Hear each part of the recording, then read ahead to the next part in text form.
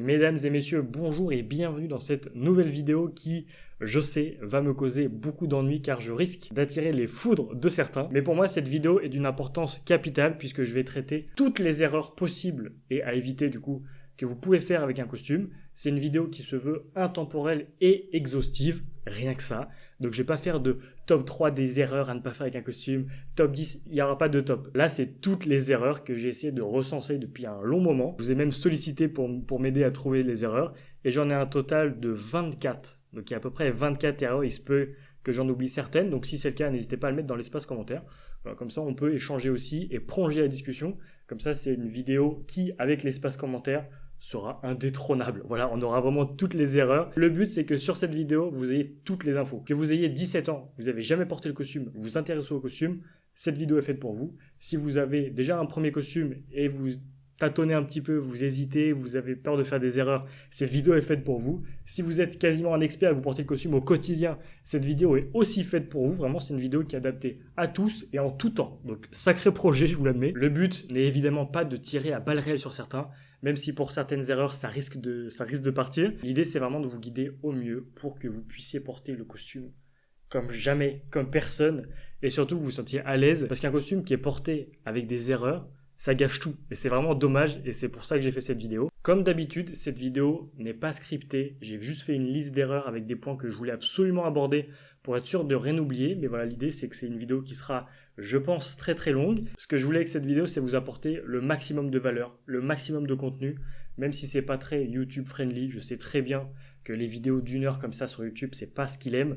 J'aurais pu faire, comme je disais en introduction, faire des top 3 des erreurs à ne pas faire avec un costume, sauf que c'est des vidéos qui sont très globales, enfin pas globales, mais c'est des vidéos qui surfent sur la surface, on va dire. C'est des vidéos qui traitent les erreurs en surface. C'est pas des vidéos qui sont profondes, c'est pas des vidéos qui vont très très loin. Et 3 erreurs sur 23, c'est-à-dire qu'on en occulte d'autres. Donc au final, il faudrait faire 20 vidéos de 3 erreurs à ne pas faire. Donc c'est pas l'idée. Voilà, l'idée c'est vraiment de vous apporter en une vidéo tout ce que je sais, toutes les connaissances que j'ai acquises depuis que je m'intéresse au sujet, depuis que j'ai lu, depuis que j'ai ouvert la boutique, parce que du coup je vois beaucoup de clients et je vois aussi beaucoup d'erreurs qui sont faites.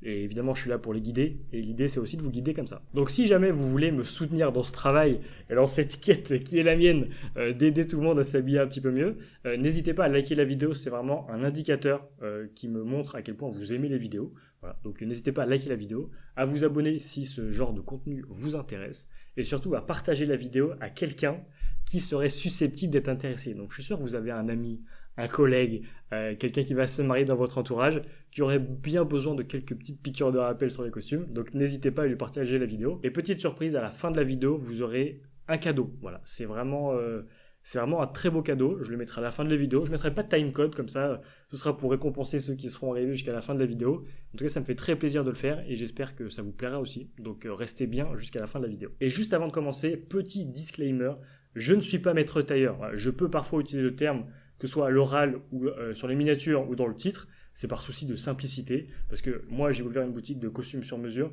j'ai été formé à la prise de mesure, j'ai été formé à l'analyse de la posture, je suis pas tailleur au sens pur, donc stricto sensu, donc ne soyez pas offusqués si vous voyez le terme, voilà, les puristes, je vous vois, je vous vois passer, soyez indulgents et comprenez aussi que si je m'étais conseiller mesure, ça marcherait beaucoup moins sur YouTube. Cette longue introduction étant terminée, nous allons maintenant passer avec les erreurs que 90% des hommes font en portant un costume. Et vous verrez que sur beaucoup de points que je vais aborder, j'ai un avis qui est assez différent, voire divergent, avec ce que vous pouvez lire sur Internet, voir sur YouTube. On se connaît tous sur le domaine, donc je connais tous les YouTubeurs, tous les Instagrammeurs, tous les blogueurs qui existent. Et c'est vrai que j'ai un avis un petit peu différent. Donc vous verrez ça au fur et à mesure de la vidéo. Je sens que ça va faire débat, je suis prêt. N'hésitez pas à commenter dans l'espace commentaire, je sens qu'on va s'amuser. Nous allons commencer avec cette première erreur, qui est probablement la plus courante, mais par chance, c'est aussi une des plus faciles à corriger, parce qu'une fois que vous aurez les points, ce sera très facile à corriger, c'est de porter un costume mal ajusté. La question qui vient alors, c'est Ivan, qu'est-ce qu'un costume mal ajusté? Vous remarquerez que 90% des hommes dans la rue, vos collègues, vos amis, au travail, votre famille, 90% des hommes dans la rue portent des costumes trop grands ou trop petits, avec les manches trop courtes ou les manches trop longues, des pantalons qui sont pas aux bonnes longueurs, avec un cintrage qui est vraiment très border, pour pas dire très mauvais. Mais bonne nouvelle, je vais vous donner du coup quelques petits tips, quelques petits repères pour être sûr de ne pas faire d'erreur à ce moment-là. Évidemment, et là commence ma divergence avec les blogs, c'est des repères, c'est pas des vérités absolues. Par exemple, pour la longueur de la veste, c'est très important parce qu'une longueur de veste qui est pas la bonne, ça change vraiment tout. Une veste trop longue, vous avez l'air beaucoup trop petit en fait dans le costume. Ça va donner l'impression que vous avez pris le costume en fait de votre père ou votre grand-père, c'est pas trop l'idéal. Et une longueur de veste trop petite, ça va faire pareil, on dirait on va avoir l'impression que vous avez piqué la veste de votre petit frère. Donc la longueur de veste c'est super important. Il faudrait à peu près que ça arrive sous le bas des fesses, ce qui est vrai. Mi-fesses pour les longueurs un peu plus sport. Il faudrait que quand vous ayez le bras long du corps, la veste tombe à peu près dans le creux de la main. Ça c'est des repères. C'est vrai, si ça marche pour vous, c'est super, c'est vraiment des repères. Mais, voilà, on le voit du coup en sur-mesure forcément, on a tous des morphologies différentes. Donc si vous avez par exemple le bras long, ces repères vont pas marcher. Si vous avez les bras courts, même logique, ça va pas marcher. Si vous avez des jambes très longues et un buste très court, ça va pas marcher non plus. Donc soyez attentifs à ce niveau-là, mais pour généraliser, environ mi-fesse, bas de fesse, c'est la bonne longueur pour une veste. Pour la longueur des manches, c'est très facile. Il faut se fier à la longueur de la chemise, si tant est que la chemise est à la bonne longueur. Donc une chemise à la bonne longueur, c'est une chemise qui arrive à peu près à la naissance du pouce, voilà, au début de la main. C'est assez personnel, certains les préfèrent un peu plus longues, d'autres un peu plus courtes, mais retenez bien ça, pour une longueur de veste, il faudrait que la chemise dépasse un petit peu. Donc la longueur des manches de la veste soit un peu plus courte que la longueur des manches de la chemise. Certains vont théoriser en disant il faut que ça dépasse de 0,5 cm, d'autres ils vont dire non c'est 1 cm. Ne chipotez pas, voilà. Arrêtez de chipoter. Tant que la chemise dépasse, c'est vraiment super. Après, il ne faut pas les mesurer. C'est le costume et l'art vestimentaire, comme son nom l'indique, c'est un art, c'est pas une science. Les mesures, c'est seulement important pour prendre les mesures corporelles, mais n'allez pas vous amuser à mesurer combien dépasse votre chemise, ça devient ridicule. Pour le cintrage d'une veste, donc sur le devant, si ça tire trop, c'est intuitif, c'est que c'est trop petit et c'est pas très joli. Dans ce cas, si jamais vraiment vous n'avez pas le choix à porter la veste ouverte, ça se verra peut-être un peu moins. Et si ça tire pas, il y a des chances que la veste soit un peu grande. Et donc, comme pour la longueur de veste, on va avoir l'impression que la veste est trop grande, que le costume est trop grand, que c'est pas votre costume. Et donc, c'est dommage aussi. Donc, veillez à ce que ça tire légèrement. Voilà. C'est toujours une question d'équilibre. Ni trop, ni pas assez. Il faut que ça tire légèrement sur le devant de la veste. Sur la longueur du pantalon, c'est quelque chose qui est assez générationnel de ce que je vois. Et souvent, en fait, on ne sait pas trop ce qu'on préfère. La plupart du temps, quand je demande quelle longueur vous voulez globalement, est-ce que vous voulez que ça casse sur la chaussure, est-ce que vous voulez que ça casse pas sur la chaussure, la plupart des clients ne savent pas répondre à cette question. Du coup, j'ai trouvé une autre question détournée qui, au final, me donne la même information. Mais voilà, c'est un chemin de travers, on va dire, et on arrive à la même solution. La question que je pose souvent, c'est est-ce que ça vous dérange qu'on voit vos chaussettes? C'est tout bête. Pour la plupart des personnes qui vont dire oui, je veux surtout pas qu'on voit mes chaussettes, forcément il faut faire un pantalon un peu plus ample à l'ouverture de cheville et qui casse bien sur le pantalon, enfin sur la chaussure, pardon. Et certaines personnes, peut-être plus jeunes aussi, ça les dérange pas qu'on voit les chaussettes. Surtout qu'en plus les chaussettes, on peut se faire plaisir. Il y a beaucoup de marques de chaussettes qui existent, donc privilégiez des fils d'Écosse par exemple, des choses comme ça. Ça permet d'avoir un petit éclairci voilà, au niveau de la chaussure, donc moi je trouve ça assez sympa. Et surtout que quand le pantalon est coupé un peu plus court, je trouve que du coup la jambe tombe beaucoup mieux. Voilà, c'est pas je trouve, en fait c'est objectif. Forcément comme le pantalon ne casse pas en bas, il n'y a pas de pli qui se répercute tout le long de la jambe. Donc une longueur plus courte permet un meilleur tombé du pantalon, je trouve. Et aussi de dévoiler un petit peu la chaussette et du coup de se faire plaisir, parce qu'en tant qu'homme, on n'a pas non plus 10 milliards d'accessoires. Et je trouve que la chaussette, ça devrait en faire partie. Pour la veste, il y a aussi quelque chose de très important, c'est la largeur des épaules. Donc la largeur des trapèzes, c'est ici. Il faut globalement que la fin de l'épaule, j'essaye de trouver des termes simples pour vous expliquer, on appelle ça les trapèzes, et, bref, on essaye de faire en sorte que ça fasse ni trop grand ni trop serré. Quand la couture arrive trop près de l'os du cubitus, je crois que c'est le cubitus, oui je crois que c'est le cubitus, ça fait vite trop petit et vous allez être serré et vous allez avoir une sensation juste ici là qui est très désagréable et c'est pas l'idéal. Et si c'est trop grand, en général on s'en rend vite assez compte. Voilà, on s'en rend vite assez compte. Donc faites en sorte que la couture des trapèzes et du début de la manche de l'épaule arrive dans la continuité de cette dernière. Voilà. Après, sachez qu'en termes de retouches, ça fait partie des retouches qui sont très compliquées à réaliser. Si la veste est grande, on peut reprendre pour raccourcir, mais c'est extrêmement compliqué. Par contre, si la veste est trop petite, il me semble que c'est quasiment impossible d'élargir. Donc, faites très attention à ça. Avec ces quelques conseils, vous êtes assuré de porter le costume de manière décente. Après, vous allez voir que du coup, il y a encore 23 autres erreurs. Donc vous pouvez encore à ce stade-là faire énormément d'erreurs, mais globalement, déjà juste si vous avez cette base-là, c'est déjà pas mal. D'ailleurs, quand on a été en Italie du coup l'été dernier, pour visiter les usines qui fabriquent les tissus, donc c'était chez Vitale Barberis Cannonico et chez Drago, beaucoup m'ont demandé, est-ce que c'est vrai que les Italiens s'habillent mieux que les Français? Est-ce que c'est vrai qu'il y a une culture, un ADN spécial en Italie? Et en fait, j'ai pas remarqué que les Italiens portaient plus le costume qu'en France. Donc par exemple, vous allez à Paris, vous faites le ratio du nombre d'hommes et du nombre d'hommes qui portent le costume. J'ai pas trouvé qu'il y en avait beaucoup plus qui portaient le costume, mais la grosse différence, c'est que quasiment tous ceux qui portaient le costume le portaient bien.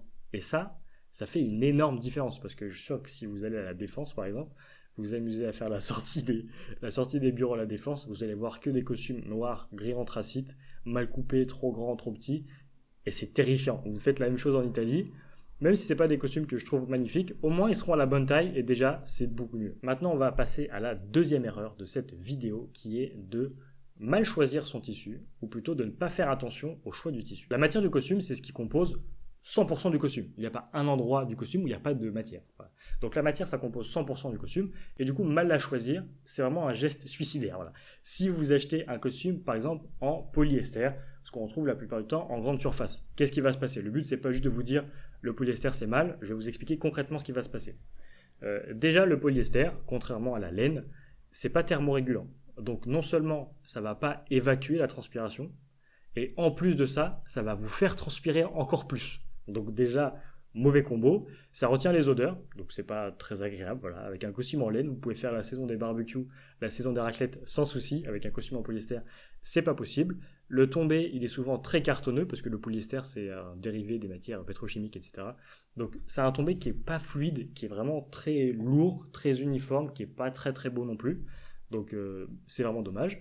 Vous prenez strictement aucun plaisir à toucher la matière, et ça c'est encore une fois très dommage, parce qu'en fait il y a tellement de matières qui existent, vous avez absolument aucune idée de tout ce qui est possible de faire. Et moi, quand je porte mes costumes, ça m'arrive très souvent de me rendre compte en fait que je suis en train de palper concrètement ma veste, mon pantalon, parce que j'adore ce toucher là, et un beau toucher, ça n'a pas de prix. Donc je vous pose une question: est-ce que vous conseilleriez un costume en polyester à votre meilleur ami? Je crois pas. Donc à partir de là, ne le faites pas pour vous non plus. Vous méritez mieux que ça, et vous allez prendre beaucoup plus de plaisir avec un costume dans une belle matière. Question suivante, qu'est-ce qu'une belle matière? La matière reine pour les costumes, c'est la laine, parce que comme je disais précédemment, c'est thermorégulant, donc ça évacue la transpiration, ça retient pas les odeurs, ça tombe très très bien, le tombé est fluide, et surtout ça prend très peu les plis, donc très peu d'entretien. Je viendrai là sur la question d'entretien plus tard dans la vidéo. Et surtout, vous avez une diversité qui est incroyable. Vous pouvez choisir une belle laine, une belle flanelle, des mélanges laine et lin, laine soie, des mélanges en cachemire. Il y a vraiment une infinité de matières. Vous pouvez vraiment vous faire plaisir, et c'est vraiment sans fin. Et moi, c'est ça que j'adore dans le costume. Par exemple, au showroom, j'ai plein de liasses avec des matières que je trouve incroyables. Chez Dormeuil, on a une liasse de manteau avec des cachemires double face. À chaque fois que je sors cette liasse, tous les clients sont bouche bée. Tout le monde rêve d'avoir une pièce dans cette matière tellement c'est incroyable. J'ai aussi des matières en 100% bambou. Voilà, la plupart du temps, ça surprend. Et je comprends parfaitement. 100% bambou, c'est vraiment génial. J'ai des tissus en rugby flanelle. C'est une flanelle qui est naturellement stretch avec aucun ajout d'élastane. C'est 100% laine. C'est une flanelle, donc en général c'est assez lourd. Là c'est très très fluide, 100% laine. Et en fait il y a un stretch naturel qui est aussi déperlant. Comment ils arrivent à faire ça? On a posé la question du coup à la personne qui s'occupe de la maison Drago. En fait, quand ils fabriquent le tissu, donc c'est vraiment une machine qui fait des allers-retours comme ça, une navette. Et en fait ils font varier la vitesse de la navette à certains endroits, ce qui fait que du coup ça apporte un peu de souplesse par-ci par-là. Ce qui, sur le rendu global, ça apporte une souplesse qui est vraiment phénoménale. Moi, j'ai un pantalon en rugby flanelle, c'est vraiment incroyable. Donc, choisissez vraiment une belle matière. C'est vraiment pas quelque chose d'anodin. Ça va vraiment influencer aussi la durée de vie du costume. Mais, au-delà de choisir une belle matière, il faut aussi qu'elle soit adaptée à la saison. Qu'est-ce qu'une matière adaptée à la saison? C'est très simple. Quand vous êtes en été, n'allez pas vous embarquer avec de la flanelle. Et inversement, quand vous êtes en hiver, à part pour certains qui sont vraiment pas frileux, ne vous embarquez pas à porter du lin. Alors, on connaît tous quelqu'un qui en hiver se promène en t-shirt et en short. Il y en a toujours dans votre cercle, dans votre ville. Il y a toujours quelqu'un qui se promène en tongs, en short et en t-shirt l'hiver. Donc si c'est vous, pourquoi pas porter du lin en hiver? Mais c'est vrai que c'est contre-intuitif. Chaque matière est adaptée à chaque saison. Chaque matière est adaptée à un usage particulier. Si vous portez le costume tous les jours de manière très fréquente et de manière très intensive, on va pas vous recommander la même chose que si vous portez le costume une fois par an. J'avais fait un petit Reels sur Instagram, n'hésitez pas à me suivre sur Instagram, qui avait plutôt bien marché en plus. J'expliquais que justement, une matière plus luxueuse n'est pas forcément mieux. Dans le sens où une matière plus luxueuse, c'est aussi plus fragile. Donc si votre port est intensif, c'est une très mauvaise idée de partir sur des matières extrêmement luxueuses. Donc voilà, choisissez bien votre matière et adaptez à la saison. La troisième erreur, mesdames et messieurs, ne concerne pas directement le costume, mais concerne la chemise. C'est le seul passage où j'ai parlé de chemise parce que ça va me permettre de faire la transition avec la quatrième erreur. Quand vous choisissez une chemise, souvent vous allez la porter avec une veste. Et c'est là où ça devient très important de bien la choisir, notamment au niveau du col de la chemise. Il faut vous assurer par tous les moyens, faites vraiment tout ce qui est en votre pouvoir pour vous assurer que le col de la chemise passe bien sous le revers du costume. Donc là, j'ai un gilet, ça passe bien en dessous. C'est vraiment plus esthétique comme ça. Donc indirectement, un col de chemise qui passe sous le revers du costume, c'est aussi un col de chemise qui est peut-être un peu plus généreux que ce que vous pouvez trouver dans le prêt-à-porter. Je vous dis pas de faire des cols pelle à tarte, comme on dit, un peu à l'ancienne, quoique parfois ça peut être joli, mais privilégier des cols de chemise un tout petit peu plus larges que ce qui se fait d'habitude, et vous allez voir que c'est assez magique. Parce qu'en fait, la chemise, vous allez la porter ouverte, vous allez pouvoir la porter aussi avec une cravate, et c'est là qu'il se passe quelque chose de très important, c'est que quand vous portez chemise, cravate, veste, ça fait 3, il y a un fameux triptyque qui est vraiment indispensable à respecter, c'est largeur du col de la chemise, largeur du nœud de cravate, donc largeur de la cravate aussi, et largeur du revers de la veste. On y viendra juste après. Si vous avez un col de chemise très large, mais que vous avez des petits revers de veste et un petit nœud de cravate, ça marche pas du tout, parce que du coup, il y a une sorte d'harmonie qui est rompue, ça marche pas du tout.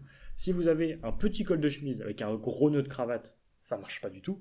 Et en fait, c'est pareil pour ces 3 éléments. Il faut absolument que, si votre revers de veste est large, il faut un col de chemise large et une cravate plutôt large. Je vous dis pas de mesurer et de faire exactement col de chemise 8 cm, revers 8 cm, largeur de la cravate 8 cm. Ce qui n'est pas une mauvaise idée, c'est des bonnes infos si jamais, mais en tout cas, c'est un ordre d'idée. Il faut pas, si vous avez 8 cm de revers et 4 de col de chemise, il va y avoir un problème. Donc assurez-vous de respecter globalement une sorte d'homogénéité à ce niveau-là, sinon patatras. Ce qui m'amène du coup à l'erreur numéro 4 de cette vidéo, qui est de mal choisir les revers de sa veste. Les revers d'une veste de costume, c'est un sujet qui me passionne particulièrement, parce que pour moi, un costume, c'est avant tout un beau revers et une belle matière. Au-delà de la coupe, etc., moi, ce qui me touche le plus, en tout cas, ce qui me provoque le plus de plaisir, c'est un beau revers et avec une belle matière. Donc on va remettre l'église au milieu du village. Le revers, c'est cette partie-là du costume. Et malheureusement, comme pour la chemise, en général, les costumes qu'on trouve ont des revers très étroits. Alors, ça peut plaire à certains, mais je vous assure que quand vous allez vous pencher un peu sur le sujet, vous allez vite comprendre que les revers étroits, c'est pas beau. Voilà, je le dis comme ça, c'est très rare que je sois aussi peu nuancé, mais je trouve vraiment que les revers étroits sont vraiment pas beaux. Pourtant, c'est ce qu'on voit partout à la télé, c'est ce qu'on voit partout dans la rue, c'est ce qu'on voit partout en général, et c'est vraiment malheureux. Alors forcément, je vous dis pas d'aller sur des revers de veste extrêmement larges, aussi larges que les ailes d'un 380, mais juste faire des revers comme pour la chemise, un tout petit peu plus large que ce qui se fait d'habitude. Vous allez voir encore une fois qu'il va se passer quelque chose de magique, parce qu'en fait, le revers habille vraiment le haut de la veste, donc le faire trop étroit, j'ai l'impression qu'il manque quelque chose. Donc quand le revers est plutôt large, souvent on prend la moitié des épaules, on rajoute 1 cm, 8-9 cm c'est un bon repère pour ceux qui veulent des mesures pour se référer un petit peu. 8-9 cm c'est un bon repère. Donc le revers il habille le haut de la veste et en fait il est, je trouve, beaucoup plus charismatique. Et ça me permet d'aborder un point qui, je pense, peut susciter des réactions. Voilà. Mais j'ai remarqué, et je ne suis pas le seul, et il y a des études qui le prouvent aussi, une silhouette masculine qui est attrayante, que ce soit par rapport à votre regard de vous-même, comment est-ce que vous vous percevez, comment les autres vous perçoivent et aussi comment les femmes vous perçoivent. Une silhouette qui est attirante pour un homme, en général, c'est un ratio tout bête entre la largeur des épaules et le tour de taille. La fameuse silhouette en V, qu'on recherche tous, plus ou moins, voilà, que les mannequins évidemment ont tous. Ils ont les épaules larges, une taille très fine, et du coup ça fait un V et c'est assez esthétique. Et en fait, il y a plein d'éléments avec lesquels on peut jouer. C'est pour ça que les costumes les plus élégants et les plus... le power suit, par exemple, il y a des épaules très structurées qui renvoient quelque chose de plutôt très masculin et une taille plutôt fine, ce qui vraiment, encore une fois, va dessiner ce V. Autre point intéressant, on parlait du revers. Le revers, il va faire exactement la même chose. Le revers, il part des épaules et il vient cintrer jusqu'à la taille. Donc plus le revers est large, plus l'angle du V est important et plus je trouve, ça fait des silhouettes que je trouve moi plutôt, enfin plus attrayantes en tout cas et plus esthétiques. Et petit tips, ça c'est quelque chose que moi je fais personnellement, que j'ai remarqué et qu'on fait tous en général chez Blordin Débat, parce qu'on a tous remarqué, on se passe tous l'astuce. En fait, on peut faire varier la hauteur du boutonnage sur une veste et on essaye de faire en sorte que le bouton se boutonne à l'endroit où la taille est la plus fine. C'est-à-dire que vraiment pour accentuer ce V-là, on part des revers larges et on vient descendre en général à l'endroit où la taille est la plus fine, ce qui va encore plus accentuer cet effet de V. C'est plein de petites astuces comme ça qui permettent d'avoir des silhouettes, je trouve, plus élégantes. Donc, si j'ai un conseil à vous donner, arrêtez avec les revers skinny et choisissez des revers plus larges, 8-9 cm. Pour moi, je fais rien en dessous de 10, mais ça c'est personnel, choisissez des revers larges. Je parlais il y a quelques instants du boutonnage d'une veste, donc ça me permet d'évoquer le sujet, puisqu'il y a encore plein d'erreurs que je vois à ce sujet. J'ai l'impression que personne ne sait comment boutonner sa veste, et pourtant, c'est extrêmement simple. Si la veste, elle a 2 boutons, vous fermez que celui du haut, et jamais, au grand jamais, celui du bas. Le haut, oui, le deuxième, celui du bas, non. Si vous avez une veste 3 boutons, on ferme celui du milieu, et avec option celui du haut, mais encore une fois, jamais celui du bas. Si vous avez une veste croisée, vous faites ce que vous voulez, voilà. De manière traditionnelle, on ferme juste le bouton du haut, pour rester dans la logique. Les Anglais aiment bien fermer les deux, pourquoi pas. Moi, je suis pas très fan, mais pourquoi pas. Et les Italiens, c'est très très italien, ils aiment bien fermer que celui du bas. Les Italiens, ils font jamais rien comme personne. Les Italiens, ils font jamais rien comme tout le monde. Ils aiment bien que fermer celui du bas. Donc, au final, avec un croisé, vous faites un peu ce que vous voulez. Et normalement, vous n'allez pas trop faire d'erreur. Et d'ailleurs, sur le croisé, les puristes, n'hésitez pas à lâcher vos plus beaux commentaires. Vous n'êtes pas obligé de le fermer. Moi, je trouve qu'un costume croisé, porté, ouvert, quand c'est bien coupé, c'est plus délicat, ça je le cache pas, mais c'est carrément faisable et c'est très élégant. Je le vois beaucoup au Petit Homo, je vois beaucoup de collègues Instagrammeurs faire ça et je trouve ça vraiment très très beau. Donc les puristes, je vous attends. Moi, je défends absolument les costumes croisés portés ouverts, je trouve ça très élégant. Si vous êtes un peu perdu avec les vestes 2 boutons, 3 boutons, les croisés, etc., je vais vous résumer tout ça en une seule phrase, très très simple. Si la veste a 2 boutons ou plus, vous fermez que celui du haut, jamais celui du bas. Terminé. Fin du débat. Après, évidemment, quand vous vous asseyez, on déboutonne la veste pour éviter de tirer en fait sur le boutonnage, ce qui est dommage. Donc, ouvrez la veste quand vous asseyez. Mais sinon, ne fermez pas tous les boutons, s'il vous plaît, pour vous dire dans la rue. Ça m'arrive, ça me démange, des fois ça me donne mal à la tête, j'ai des migraines à cause de ça. Ça me démange d'aller voir les messieurs qui ferment 2 boutons pour leur dire discrètement « On ferme pas le deuxième bouton !» Juste pour eux, c'est très bienveillant, c'est pour les aider, mais vraiment je suis à 2 doigts de le faire. Je le fais pas parce que je trouve ça un peu, voilà, je trouve pas ça très très chevaleresque, mais j'aimerais le faire. Maintenant, on va passer je suis perdu avec mes doigts et mes erreurs. Maintenant, on va passer à la 6e erreur, c'est le fait de porter des chaussettes blanches avec un costume. Les chaussettes blanches, traditionnellement, c'est des chaussettes de sport, donc elles ont absolument rien à faire avec un costume. Avec un costume, vous choisissez des chaussettes en fonction des chaussures. C'est soit chaussettes invisibles si vous portez des mocassins par exemple, ça peut être des chaussettes en fil d'Écosse, après vous avez plein de mélanges, des chaussettes en lin, etc. Mais surtout, pas de chaussettes de sport blanches, encore moins des chaussettes de sport en coton. Voilà, ça c'est vraiment, il ne faut pas faire ça. Mais, parce qu'il y a un mais, et c'est là aussi où, dans toute la vidéo vous allez voir que je suis assez nuancé sur certains points, il y a un seul cas où je trouve que des chaussettes avec une tenue élégante, ça fonctionne. Et là, je vous vois tous très inquiets, avec un regard un peu suspicieux, et je sens qu'il y en a qui sont prêts à dégainer les commentaires. Dans le style qu'on appelle Preppy, ou le style Ivy League, c'est un style, globalement, en une photo qui se résume à ça. Donc pour faire un petit rappel, les styles Ivy League, en fait, c'était les universités américaines de la Ivy League. Donc c'est Yale, Harvard et compagnie. Les étudiants aimaient bien un style très particulier que moi j'aime beaucoup, qui est un peu touchy à imiter, mais il faut s'inspirer de ça. Globalement, c'est chino beige, chaussettes blanches, penny loafer, chemise en Oxford à col boutonné, ce qu'on appelle les OCBD, Oxford Close Button Down, et avec un petit blazer. Globalement, c'est la tenue cliché de l'étudiant en Ivy League. Et en fait, ils aiment bien porter des chaussettes blanches avec un chino et des mocassins. Donc pour certains, ça fait grincer les dents.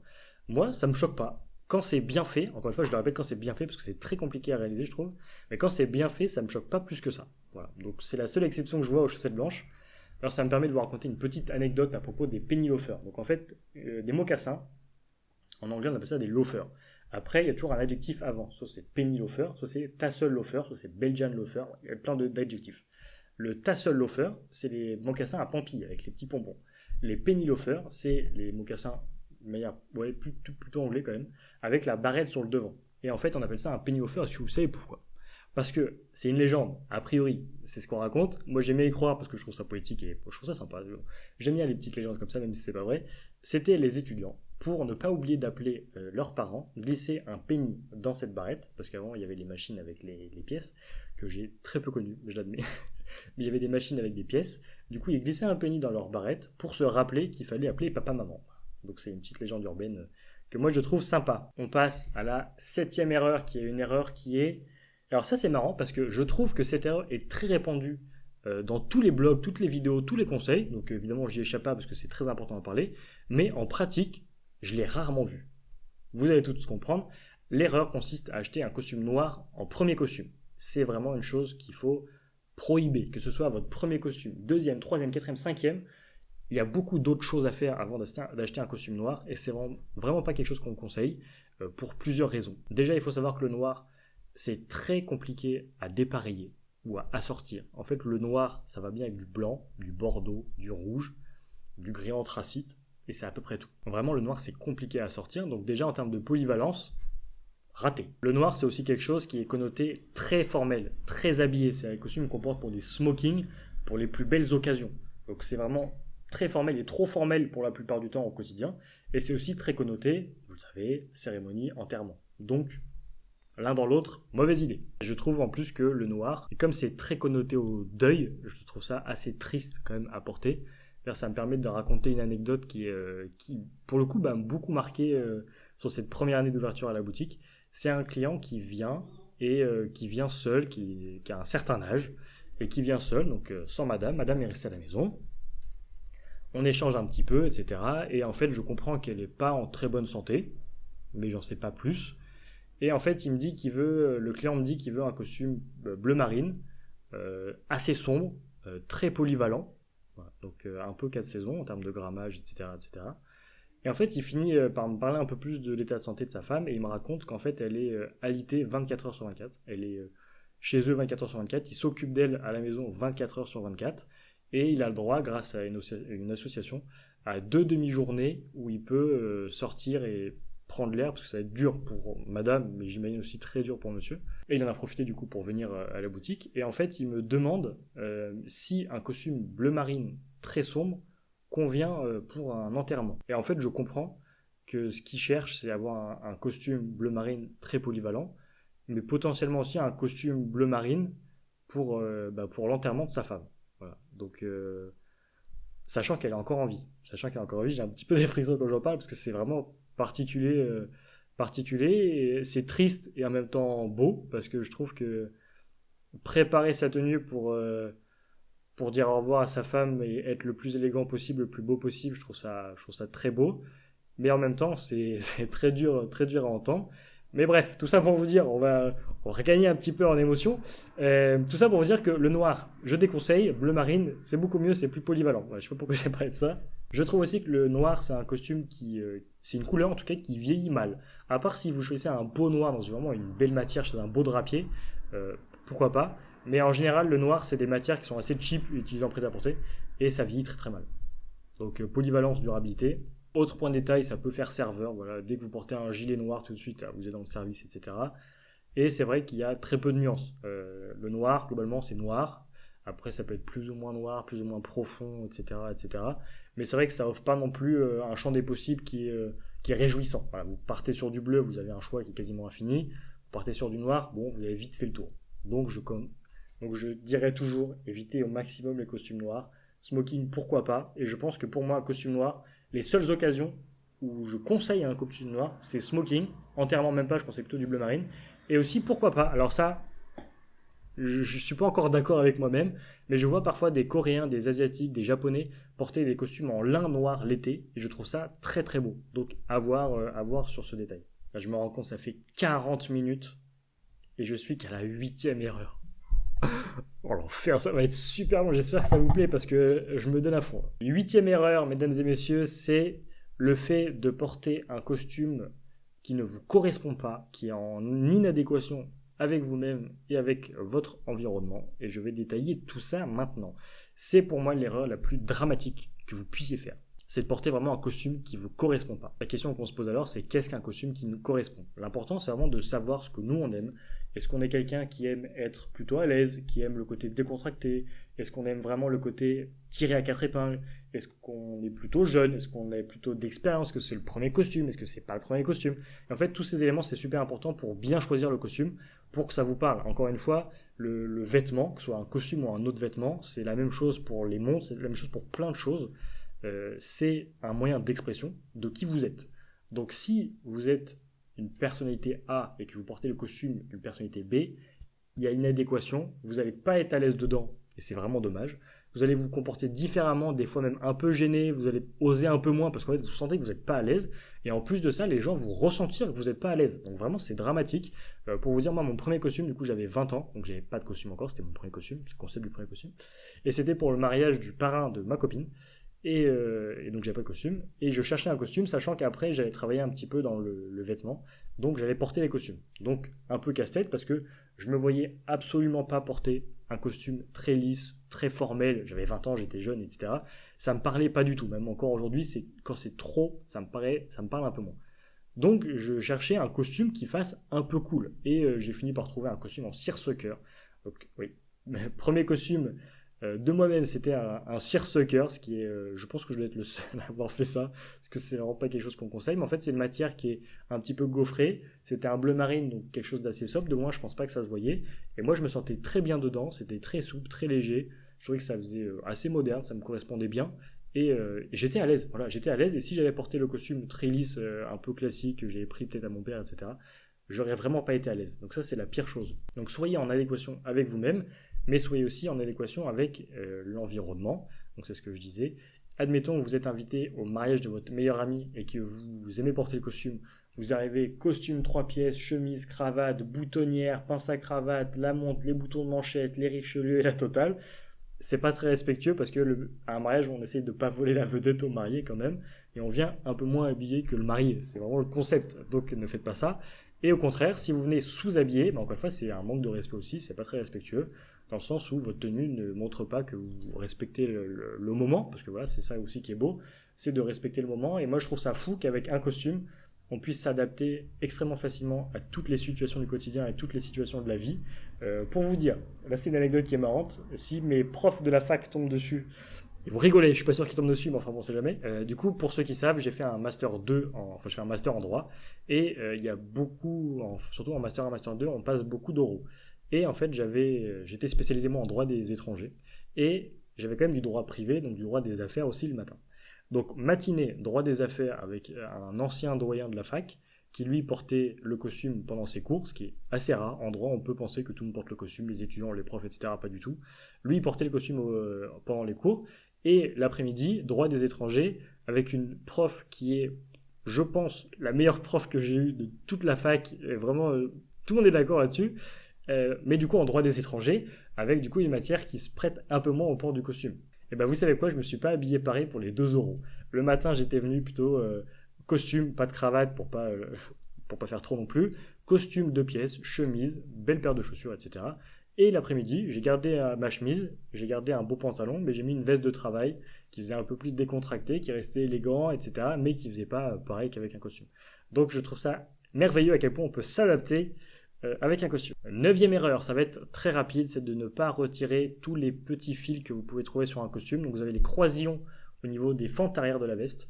Vous avez parfois des croisillons au niveau des manches de la veste. Parfois vous avez même l'étiquette du drapier sur la manche de la veste, ça il faut l'enlever aussi.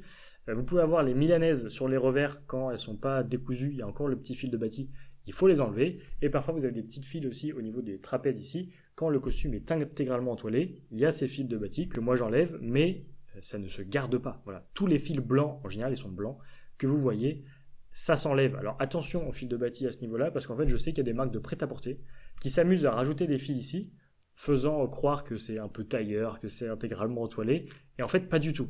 Donc, faites attention à ça. Et ça vaut aussi pour les manteaux. Ça peut arriver que sur les manteaux, au niveau des fentes, souvent il y a une fente en bas, une fente centrale en bas du manteau. Souvent, elle est attachée. Donc, pensez à la détacher. Et piège parfois elle n'est pas visible. C'est rare, il y a rarement une couture blanche en croix à ce niveau-là. Parfois, elle est ton sur ton. Je ne sais pas comment ils se débrouillent, mais parfois, elle n'est pas visible. Donc faites attention à ça et détachez-moi ces croisillons. 10e erreur, on arrive presque à la moitié. L'erreur consiste à mal gérer et mal équilibrer vos dépareillés. Pour faire simple, il faut savoir qu'il existe, de manière assez objective, une échelle de formalité, de formalisme. C'est-à-dire que plus un tissu sera lisse et sombre, plus il sera habillé et connoté formel. Plus le tissu sera clair et texturé, plus il sera décontracté. Donc après, on peut s'amuser à se balader ici. Ça peut être très texturé, un peu foncé, donc on va tirer un peu par là. Ça peut être clair et très lisse. Du coup, bref, clair, texturé, lisse et sombre, c'est vraiment l'échelle de formalité. Et quand vous faites des dépareillés, donc c'est le fait de porter une veste avec un autre pantalon, ça peut être le fait de porter une chemise avec un jean, des chinos, etc., etc. Il faut absolument avoir conscience d'où se place votre pièce sur cette échelle. Je ne sais pas ce que je suis en train de faire. Je vois mes mains qui bougent dans le retour, je ne sais pas à quel point ça rend mal, mais globalement c'est ça. Donc il y a une échelle à respecter. Donc par exemple, admettons que vous vouliez faire un dépareillé l'été avec une veste en fresco, voilà, une veste donc en laine, assez lisse mais un petit peu texturée, bleu marine très très sombre, donc très élégante, et que vous voulez porter un pantalon en lin beige. Alors sur le plan des couleurs, ça fonctionne très très bien, beige, bleu marine, super combo. Par contre, les matières se répondent pas du tout. Les matières sont vraiment à l'opposé. Je disais clair et texturé, lisse et sombre. On est vraiment aux deux antipodes et ça marche pas. Ça marche pas du tout. Donc faites bien attention à ça. Et quelques petits éléments à changer et finalement ça fonctionne. Je dis pas de choisir deux pièces qui sont sur le même niveau de l'échelle, mais par exemple une veste en fresco bleu marine avec un chino beige, ça fonctionne parce que le chino est quand même plus habillé, je trouve, que les tissus en lin parce que ça froisse un peu moins, donc ça c'est connoté plus habillé aussi. Donc faites bien attention à ça. Ça fonctionne aussi pour les autres éléments de votre tenue. Par exemple, si vous portez un jean avec des Richelieu, même si le jean est bleu marine et que les Richelieu sont camel, c'est les couleurs qui vont bien ensemble.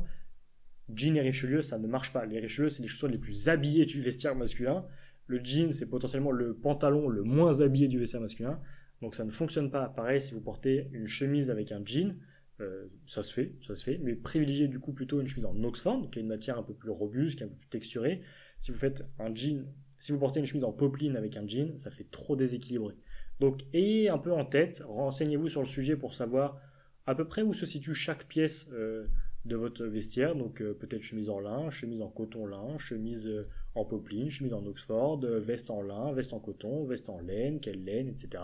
Pour savoir à peu près où on se place et essayer de respecter un petit peu ça et éviter les grands écarts. Erreur numéro 11, et mesdames et messieurs, j'ai plus assez de doigts pour le faire, c'est de mal assortir les couleurs. Donc ça fait une petite transition avec l'étape juste avant. Je reçois à peu près des messages tous les jours d'hommes sur Instagram qui me demandent: est-ce que Ivan, cette veste avec ce pantalon, ça marche? Est-ce que les couleurs vont bien ensemble?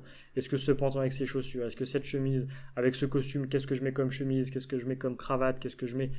Je reçois des messages tous les jours à ce propos-là. Et il faut dire, la plupart des hommes, pour certains c'est inné mais c'est plutôt rare, la plupart des hommes, on n'est pas très doué pour assortir les couleurs, les femmes s'en sortent mieux en général sur ce point-là. Donc si c'est pas inné, il faut l'acquérir. Oui, ça se dit. Il faut l'acquérir, donc ça devient de l'acquis. Et pour que ce soit de l'acquis, il faut travailler dessus. Donc je suis là pour ça. Et je trouve que c'est vraiment un point qui est très important parce qu'en fait, une belle tenue, bien construite, mais avec des couleurs qui ne se correspondent pas, patatras encore une fois, ça ne marche pas. Il y a tout l'effet recherché est détruit, anéanti même, je dirais. Donc c'est vraiment assez dommage à ce niveau-là. Donc bien choisir les couleurs et bien porter les couleurs, bien assortir les couleurs, c'est quelque chose qui est très important. Et en plus de ne pas faire d'erreur, ça peut vraiment sublimer une tenue. Vous pouvez faire des camailleux, vous pouvez faire des choses vraiment magnifiques. Donc c'est quand même c'est un skill, c'est une compétence à acquérir qui est vraiment très importante. Et c'est pour ça qu'il y a environ 3 ans, j'avais créé une formation pour vous aider à assortir les couleurs. C'est une formation qui dure plus de 2 heures. Donc pour vous dire, cette vidéo est très longue et comprend toutes les erreurs pour le costume. Là, c'est une formation uniquement sur le thème des couleurs qui durait plus de 2 heures. J'avais réparti ça sur 4 modules, je crois. J'avais fait les associations, enfin les couleurs basiques à bien maîtriser. J'avais fait un module sur les camailleux, j'avais fait un module sur les contrastes, bien gérer les contrastes entre les pièces. Et j'avais fait un module aussi sur les couleurs un peu plus spécifiques, les motifs, parce que c'est important aussi, il y a les couleurs mais aussi les motifs. Donc c'était vraiment un énorme projet. Et je profite de cette vidéo pour vous dire que je suis en train de retravailler dessus, je suis en train de faire une refonte globale de cette formation. Je vais la refaire à zéro, parce qu'en fait, maintenant que je vais vers la boutique, j'ai aussi beaucoup de liasses, et qui dit liasse dit texture, dit matière, dit motif. Donc je vais pouvoir faire quelque chose d'encore plus qualitatif. Donc vraiment, ça va être super, ça me prend un temps monstre de prévoir ça. Donc si c'est quelque chose qui peut vous intéresser pour savoir quand ça va sortir, etc., et j'en parlerai plus par la suite, N'hésitez pas à vous inscrire du coup par mail. Je vous enverrai pas de mail tant que ce sera pas prêt, mais en tout cas vous serez les premiers prévenus et vous aurez un petit cadeau de bienvenue. Donc si jamais c'est quelque chose qui vous intéresse, n'hésitez pas à laisser votre mail. Et donc c'est aussi pour ça que j'en parle, c'est parce que je peux pas le traiter dans une vidéo. Voilà. Si je faisais une vidéo de 2 heures là-dessus, on s'en sortirait pas. Donc pour ceux que ça intéresse, ça se passe dans la description. Erreur suivante, c'est de vouloir absolument acheter de la marque. Certains ne raisonnent pas en termes de produit, mais certains raisonnent en termes de marque. Je veux pas acheter un costume en laine, je veux acheter un costume Hugo B. Voilà, je veux pas acheter... bref, vous avez compris la logique. Et en fait, c'est une erreur parce qu'un costume, c'est... je comprends. Je peux entendre, on va dire, que certains cherchent une marque parce que c'est vu comme étant prestigieux, etc.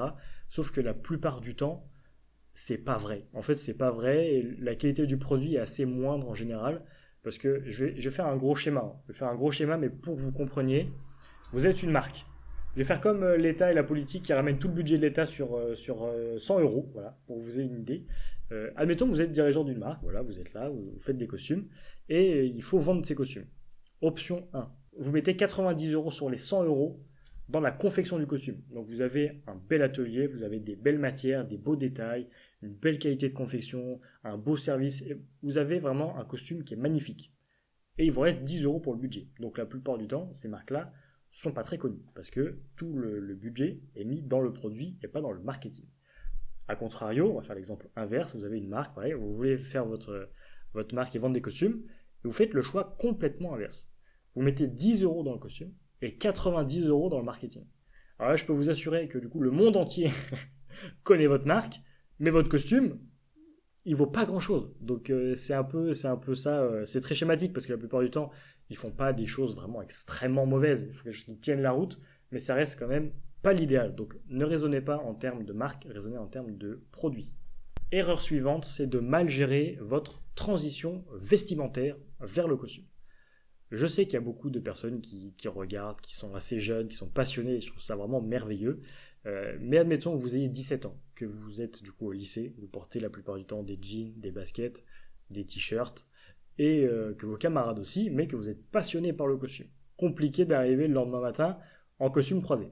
Et la plupart du temps, je sais qu'il y a pas mal de personnes qui savent pas trop comment faire la transition, comment je fais pour le regard des autres, parce que du coup il y a le regard des proches, des amis, des parents, la famille, un peu tout le monde.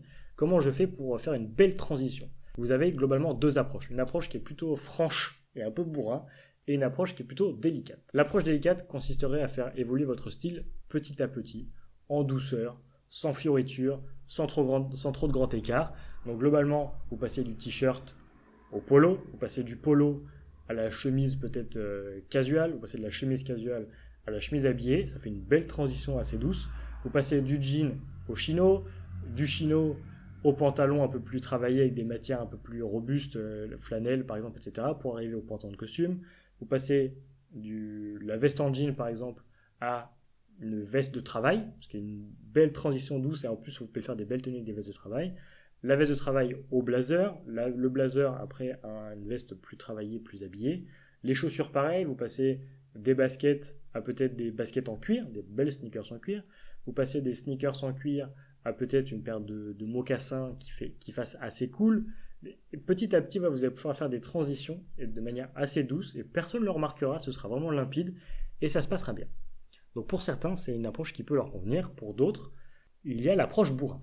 L'approche bourrin, c'est de rien demander à personne et d'un coup, quand je dis d'un coup, quand même anticiper un petit peu avant pour éviter de faire trop d'erreurs, pour maîtriser un petit peu le sujet, mais vous changez du jour au lendemain. Voilà. Il faut qu'il y ait un avant-après en quelques jours. Vous passez du jean t-shirt au costume complet sans problème. Et je pense que c'est quelque chose qui est faisable. La plupart du temps, les gens seront étonnés forcément. Donc il faut se préparer aux commentaires, il faut se préparer aux remarques. Il faut être à l'aise avec cette transition, c'est pour ça que ça dépend du caractère. Mais si vous êtes à l'aise avec ça, le fait de porter le costume, vous allez parfaitement l'assumer auprès de tout le monde et il n'y aura aucun problème. Donc voilà. Ces 2 approches, si vous en voyez d'autres, n'hésitez pas à me le faire remarquer en commentaire. L'erreur suivante est vraiment extrêmement courte. Et même si j'en parle, je sais que personne ne va m'écouter malheureusement. Sachez qu'il ne faut pas conduire avec une veste. Voilà, quand vous conduisez, vous êtes vraiment comme ça. La veste, elle n'est pas faite pour être soumise à une tension pareille vers l'avant, donc au niveau des épaules, au niveau des dorsaux. Les vestes ne sont pas faites pour ça. En plus, vous allez donc les abîmer, vous allez user un petit peu certains éléments. Et c'est vraiment dommage. En plus, si jamais c'est pas une laine vraiment infroissable, votre veste va être froissée. Franchement, ça prend 2 secondes. Vous enlevez la veste, vous la mettez à côté de vous, sur le siège de la tête arrière, sur un cintre côté passager, sur la plage, vous faites ce que vous voulez. Erreur suivante, mesdames et messieurs, c'est une erreur qui est très importante et à la fois que je vais nuancer évidemment. C'est de choisir des emmanchures trop basses. Alors là, vous allez me dire, Ivan, t'es bien gentil, tu sais ce que c'est qu'une emmanchure, on sait pas forcément nous ce que c'est qu'une emmanchure. Imaginez une veste de costume sans le bras. Voilà. Donc il y a un trou dans lequel vous passez le bras. Ce trou-là, c'est ce qu'on appelle l'emmanchure. Donc après, on peut faire varier la forme de l'emmanchure, donc elle peut être plus large, plus étroite, etc., etc. Et donc elle peut être plus basse ou plus haute. La plupart du temps, en prêt-à-porter, vous avez des emmanchures qui sont assez basses. Conséquence, vous mettez le bras extrêmement facilement dedans. Dès que vous allez bouger vers le haut, en fait, le bras est relié vraiment au corps du costume. Vous allez sentir une tension jusque dans le milieu du dos. Dommage. Donc ça limite vraiment le confort vers le haut. Les anses dans le dos, c'est pour les bras vers l'avant et l'emmanchure, c'est plus pour les bras vers le haut. Avec une emmanchure plus haute, c'est contre-intuitif, mais en fait, en réduisant le diamètre de l'emmanchure, c'est peut-être parfois, franchement, vous n'allez pas trop sentir, mais c'est peut-être plus compliqué à enfiler. Mais une fois la veste posée, le bras est décroché en fait du reste de la veste, et donc vous allez pouvoir bouger avec beaucoup plus d'aisance. Voilà. Donc faites bien attention à choisir des emmanchures plutôt hautes. Sachez qu'en sur-mesure, déjà avec nos gabarits, on a des emmanchures qui sont assez hautes. Donc ne cherchez pas absolument à vouloir une emmanchure qui colle l'aisselle, parce que là vous allez avoir d'autres problèmes, vous allez avoir une sensation un petit peu désagréable, et c'est pas l'idéal non plus. Mais voilà, si c'est un petit point comme ça que je peux vous donner, faites attention à l'emmanchure, regardez un petit peu à ce niveau-là. L'erreur suivante, mesdames et messieurs, c'est de ne pas prendre en compte votre morphologie. Alors sur ce point, je vais faire l'avocat du diable, parce qu'en fait j'ai 2 avis complètement divergents. Le premier serait plutôt d'une manière logique et objective. On va dire qu'il y a des choses qu'on conseille et qu'on déconseille en fonction de votre morphologie et de votre physique. Quelqu'un qui est très très grand et très très fin, donc vraiment très très vertical, très très longiligne, on va logiquement éviter de lui conseiller des rayures, parce que les rayures ça va avoir tendance en fait à l'allonger, ce qui n'est pas l'idéal vu qu'il est déjà grand, il est déjà fin. Voilà. Donc on va déconseiller ça. A contrario, quelqu'un de petit c'est conseillé.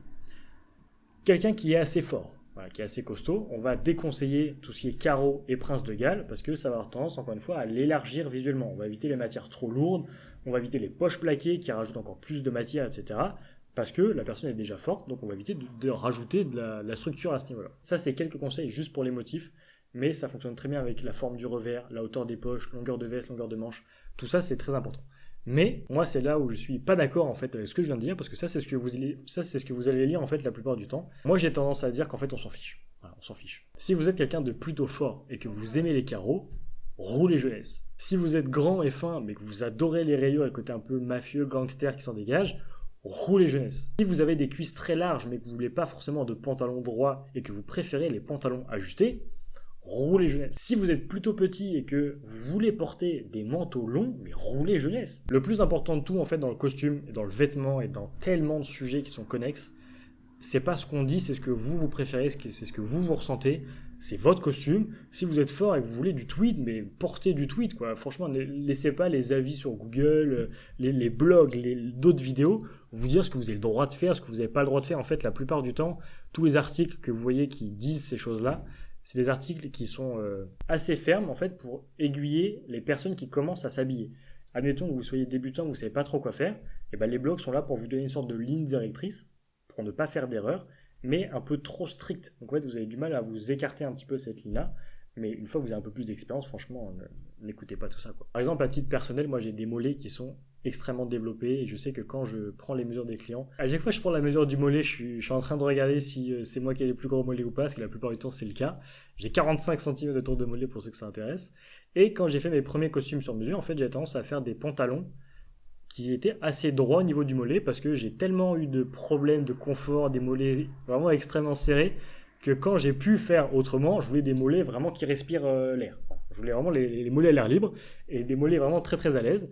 Sauf qu'en fait, après réflexion, je me suis rendu compte que c'est pas ce que je préférais.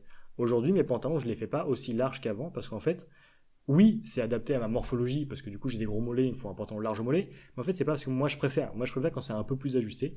Donc au final, c'est toujours une question d'équilibre et un entre-deux à trouver. Erreur suivante, c'est le collar gap. Alors ça, je sais que c'est une erreur qui fait parler beaucoup sur Instagram et à mon sens un peu trop. Voilà, franchement, il y en a qui abusent un petit peu.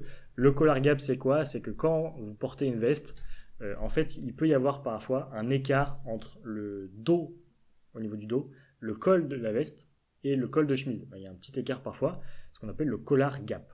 Voilà. Ce qui est pas très esthétique. Normalement, le col de la veste est censé bien plaquer et bien entourer ce col de chemise pour être bien maintenu.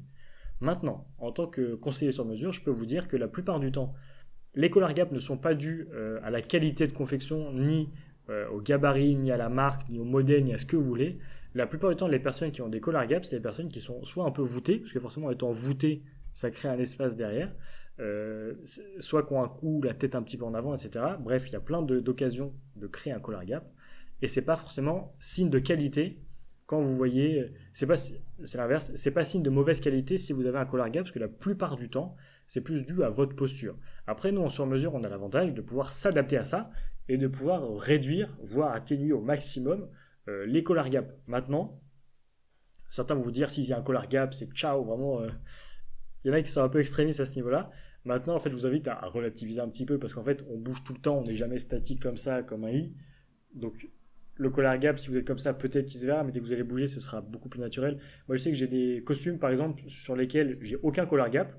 Mais en fait, en fonction de comment je bouge, par exemple, si je commence à me mettre comme ça, ou si je commence à mettre la tête en avant, si je me positionne d'une certaine façon, bah, ça peut créer un collar gap. Et en fait, personne ne va crier au drame. Donc, relativiser, je pense, à ce niveau-là. L'erreur suivante concerne les accessoires que vous portez avec un costume. Et l'erreur serait de porter trop d'accessoires. Comme on dit, less is more. Voilà. Donc, moins vous en faites, mieux c'est, je trouve, en général. Après, encore une fois, c'est une question de curseur, d'équilibre, il y a une question de personnalité. Mais si vous commencez à mettre un costume avec la cravate, avec la pochette, avec la boutonnière, avec un pins sur la boutonnière, avec un pins sur la cravate, avec une pince à cravate, avec le gilet et la fausse montre à gousset. En plus de ça, vous portez la montre à gousset avec la montre. Erreur suivante, on ne porte pas de montre à gousset et de montre à dents, parce qu'il y a deux donnent l'heure, donc c'est dommage. Voilà. C'est dommage. J'en profite pour spoiler l'erreur de juste après. Bretelles et ceinture en même temps, pareil, c'est pas possible. Les bretelles, c'est fait pour porter le pantalon. C'est aussi stylistique. La ceinture, pareil. Les deux ont la même fonction, donc ne portez pas de bretelles et de ceinture en même temps, s'il vous plaît. C'est du bon sens, mais ça va mieux en le disant. Donc trop d'accessoires, vraiment, vous portez 15 000 bracelets, vous portez, je sais pas, 2 montres. L'idée, c'est de ne pas trop en faire. Après, évidemment, si vous aimez porter des accessoires, moi, c'est vrai que j'ai quasiment rien. J'ai une montre, c'est tout. Voilà, j'ai quasiment rien comme accessoire. Et je porte beaucoup de cravates, mais je porte pas de pochette, par exemple. Mais certains aiment bien porter un peu plus d'accessoires parce que c'est aussi très joli. Je sais qu'il y a Kevin sur Instagram, Kevin Tip Style, qui porte beaucoup de bagues aussi. Quand il a eu une période un peu sarto qui est très chouette, il le portait super bien. Il portait pas mal d'accessoires, mais ça lui allait bien parce que c'était bien dosé. Donc apprenez à doser. Et parfois, on peut tenter d'en faire trop. Et je vous assure que quand vous vous posez la question, est-ce que ma tenue est bien? Est-ce que j'ai mis assez d'accessoires? Enlevez-en un, vous allez voir que c'est tout de suite un peu mieux. Erreur suivante, je sens qu'on arrive à la fin, on a combien de temps là? On a dépassé les 1 heure. Ok, c'est de ne pas prendre en compte la construction de la veste. On parlait au tout début de la vidéo du fait de prendre en compte la matière, parce que c'est très important, c'est gage de durabilité, etc. Mais il y a aussi quelque chose qui est très important et qui est vraiment, vraiment gage de durabilité, c'est comment est construite la veste. C'est quelque chose dont j'ai parlé en fait dans une autre vidéo, je vous mettrai l'affiche, je crois que c'est là-bas. Je crois que c'est là-bas, c'est en haut à droite de votre écran, mais comme moi c'est inversé, il se peut que ce soit dans l'autre sens. Et en fait, pour résumer, quand vous prenez un tissu de costume, c'est parfois un petit peu léger. En fait, on peut se dire, mais comment on fait un costume avec un tissu qui est assez fluide, assez fin comme ça? Parce qu'en fait, dans le plastron de la veste, enfin dans la veste, il y a ce qu'on appelle un plastron, et il y a différentes techniques de construction de ce plastron. Je ne vais pas trop rentrer dans les détails, mais en résumé, vous avez le thermocollé qui est à bannir, l'entoilé intégral qui est à privilégier au maximum, qui est aussi plus onéreux, mais je vous assure qu'il y a un vrai gage, je fais que ça. Et après, vous avez le semi-entoilé qui est une sorte d'entre-deux, qui est un peu moins coûteux et qui est plus qualitatif que le thermocollé. Je vous renvoie vers la vidéo parce que vraiment j'en parle et ça c'est très très important. J'en parle aussi beaucoup à mes clients parce que l'idée c'est que le costume dure. Et en fait, quand vous avez un costume thermocollé, dans le thermocollé il y a colle. Dans l'entretien de vos costumes, vous allez l'emmener au pressing. Pressing égale chaleur et vapeur. De l'autre côté, vous avez de la colle. Chaleur, vapeur et colle, et ben ça se décolle. Et donc sur le long terme, ça tient pas. Voilà, c'était assez résumé, mais ça vous donne un petit peu l'idée. Encore une fois, si ça vous intéresse, allez voir la vidéo. On arrive presque à la fin et je vais parler maintenant des pantalons. On n'a pas beaucoup parlé des pantalons. L'erreur consiste à porter des pantalons taille basse. Encore une fois, comme les revers fins de chemise, comme les revers fins de veste, comme les cols fins de chemise, On voit que ça en prêt-à-porter, les pantalons taille basse qui arrivent, qui viennent juste couvrir le fessier vraiment très très bas, c'est pas très élégant. Après évidemment c'est une question de goût, certains peuvent préférer, mais moi honnêtement je trouve qu'un pantalon taille haute a beaucoup plus de charisme, il y a beaucoup plus de caractère, il y a beaucoup plus d'âme dans le pantalon. En plus, il y a aussi d'autres avantages, c'est qu'en fait, ça vous fait une jambe qui est plus longue, plus belle, plus élancée. Franchement, il y a énormément d'avantages. Et d'ailleurs, c'est aussi vrai pour les femmes. Je ne sais pas si vous êtes d'accord ou pas, mais je trouve qu'un pantalon taille haute sur une femme, c'est beaucoup plus élégant qu'un pantalon taille basse. Voilà, on n'est plus à l'époque de Fatal Bazooka. Les pantalons taille haute, c'est beaucoup mieux. Et en plus, je trouve que quand vous avez un pantalon taille haute et que vous portez une veste, par exemple, ça fait moins, je trouve, veste plus pantalon. Il y a une sorte d'harmonie générale, puisque les deux vont un peu se flirter ensemble, on va dire. Donc ça fait vraiment un costume 2 pièces, vraiment bien homogène, bien fait, je trouve. Vraiment, il y a une vraie différence quand c'est un pantalon taille haute. Et qu'est-ce que je voulais dire? Il y avait quelque chose d'important que je voulais dire. Oui, c'est ça. Je trouve qu'un pantalon taille haute, par exemple, avec des ajusteurs latéraux, ça fait du pantalon une pièce forte. Ce qui est assez rare. Souvent, en fait, quand on achète un costume, on voit que la veste. On voit que la veste, les revers, les poches, le cintrage, etc. Et le pantalon, il est un peu là par défaut. Ce qui est vraiment dommage, parce qu'en fait, un pantalon, c'est aussi une pièce de caractère. Et comme aujourd'hui, on porte moins de vestes, moins de costumes en même temps, avoir un beau pantalon, c'est vraiment génial, surtout en été. Donc, si vous faites un pantalon, taille haute, ajusteurs latéraux, avec une belle coupe, un petit revers en bas, ça fait du pantalon une pièce forte. Et ça, c'est vraiment génial, parce que du coup, juste pantalon chemise, vous avez une tenue qui est très très belle. Là où si vous avez un pantalon taille basse avec ceinture, ça peut faire un peu timide. Alors l'erreur suivante est vraiment pas fréquente parce que heureusement, beaucoup ont compris qu'il fallait pas la faire. Donc même les fabricants font pas cette erreur. Donc pour vous dire à quel point il faut vraiment pas faire ça. Et en même temps, vous allez voir que je vais apporter une petite nuance juste après. Pour faire simple, quand vous avez une veste de costume, vous avez des revers à cran. Donc ça fait une petite encoche. Vous avez une sorte de V, une sorte de bouche comme ça. Donc c'est les revers à cran. Et ça peut être des revers en pointe. Donc vraiment ça fait une sorte de pointe comme ça. Ça fait une pointe. Donc c'est deux typologies de revers bien différentes. Après sur les revers en pointe, ils peuvent être à boutonnage droit, donc une veste droite avec des revers en pointe, mais la plupart du temps sur les vestes croisées, sur les costumes croisés, les revers sont quasiment systématiquement en pointe. Et c'est une très bonne chose. Parce que certains ont essayé de faire des costumes croisés à revers à cran. Franchement, à chaque fois que j'ai vu ça, c'était raté. J'ai rarement vu un costume croisé à revers à cran réussi. Voilà, je trouve que ça ne fonctionne pas. Voilà, j'en ai vu partout et ça ne fonctionne pas, sauf une fois. Et alors là comme tout à l'heure, je sens qu'il y en a qui sont prêts à dégainer. C'est un Instagrammeur qui est aussi tailleur, que j'aime beaucoup suivre, qui je trouve dégage quelque chose de différent dans le monde tailleur. Il dégage quelque chose de très masculin que moi j'aime bien dans l'art tailleur. Il s'appelle Leonida et il est tailleur et il travaille pas mal sur Dubaï aussi. Et en fait, du coup, j'allais sur son site pour un peu d'inspiration, etc. Et j'ai vu qu'il a fait un costume croisé 4 boutons avec des revers à cran. Je vous le mets en photo. Ben moi, je trouve ça réussi. Voilà. Je sais pas ce que vous en pensez. Certains vont être un petit peu coincés dans leurs idées et je pense qu'ils vont être, ils vont crier et me jeter ils vont me jeter des figues molles. Mais moi, je trouve que ça fonctionne et donc à méditer. Après, c'est aussi parce qu'il est tailleur, parce qu'il fait ça lui-même. Il a une science des proportions avec le boutonnage, les poches, la largeur du revers, la hauteur du cran, etc. C'est vraiment très très bien maîtrisé. Mais à part sur ce cas-là, j'ai jamais vu un costume croisé à revers à cran réussi. Erreur suivante, mesdames et messieurs, surtout messieurs j'imagine, c'est de porter le costume de manière trop intensive. Alors qu'est-ce que c'est que trop intensif? On va parler un petit peu d'entretien, on va parler un peu de roulement aussi. L'idéal, c'est comme pour les chaussures, c'est d'alterner chaque jour. L'idéal, c'est de ne pas porter le même costume 2 jours d'affilée. Si vous pouvez alterner, avoir un semainier, donc 5 costumes, et alterner un par jour, c'est parfait. Après, ne vous mettez pas non plus, je sais que tout le monde n'a pas 5 costumes. Déjà, si vous en avez 2 ou 3, c'est déjà beaucoup mieux. Moi, quand quelqu'un achète son costume, soit je lui conseille d'en prendre 2 pour qu'il puisse tourner. En fait, vous allez voir que la durée de vie du costume est vraiment prolongée. Soit, si vraiment c'est pas possible, parce qu'il y a aussi une question de finance, c'est de faire 2 pantalons. Et en fait, alterner entre les 2 pantalons, parce que c'est la pièce qui s'use le plus vite. C'est ce que je conseille toujours, parce que si vous revenez quelques années après pour refaire un pantalon, il se peut que ce soit pas exactement le même bain que la veste, donc il y a un écart entre les deux. C'est dommage. Donc souvent, voilà, pour les costumes qui sont voués à être portés régulièrement, je conseille soit 2 pantalons, soit d'en faire plusieurs en même temps. Comme ça, c'est beaucoup mieux en fait en termes de durabilité. L'erreur suivante, je pense que personne l'a fait, mais je sais que ça peut arriver. Ne passez pas votre costume à la machine à laver. C'est vraiment pas fait pour. Je crois qu'il y a quelques tissus qui sont faits pour, mais vraiment, oubliez ce que je viens de dire. Ne faites pas ça. Pressing tout de suite. Voilà, pressing, il n'y a pas de débat. Nettoyage à sec, vous cherchez un pressing de qualité, vous renseignez, vous regardez les avis, vous posez des questions sur le pressing et vous l'emmenez au pressing. Après, c'est la question de la fréquence parce que là, c'est là où il y a beaucoup d'erreurs, on va dire. Moi, j'ai quelques costumes, même si j'en ai pas des milliers. Je les emmène au pressing maximum, une fois par an. Parce qu'en fait, je le disais tout à l'heure quand on parlait des belles matières, la laine, ça retient pas les odeurs, ça froisse pas. Ça a des avantages qui sont vraiment miraculeux. Donc, à moins que vous ayez une tache sur votre costume, si vous avez une tache sur votre costume, là, il faut l'emmener au pressing. Mais si vous n'avez pas de tache, vraiment, vous mettez le costume sur cintre. Naturellement, il va se remettre d'aplomb, il n'y aura plus trop de plis. Vous le mettez près d'une fenêtre si vous voulez qu'il prenne un peu l'air pour évacuer un peu les odeurs, etc., les cigarettes, ça s'en va. C'est vraiment magique. Honnêtement, les costumes en laine, c'est assez magique. Donc, une fois, si le port est intensif, une fois par an, ça suffit. Et après, autre conseil, parce que comme je disais tout le temps, comme je le disais, c'est le pantalon qui s'use le plus vite. Et si jamais il y a une tache, c'est rare qu'il y ait une tache et sur la veste et sur le pantalon.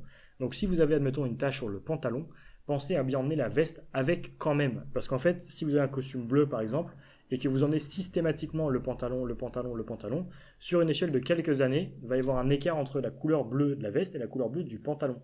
Donc emmenez toujours les deux quand vous l'emmenez au pressing. Et après, astuce, petit tips de fin de vidéo, avant de passer à la surprise. Pour certains costumes, notamment le lin et d'autres, si vous voulez qu'ils se remettent d'aplomb un peu plus vite, accrochez-le sur cintre, mettez-le dans votre salle de bain.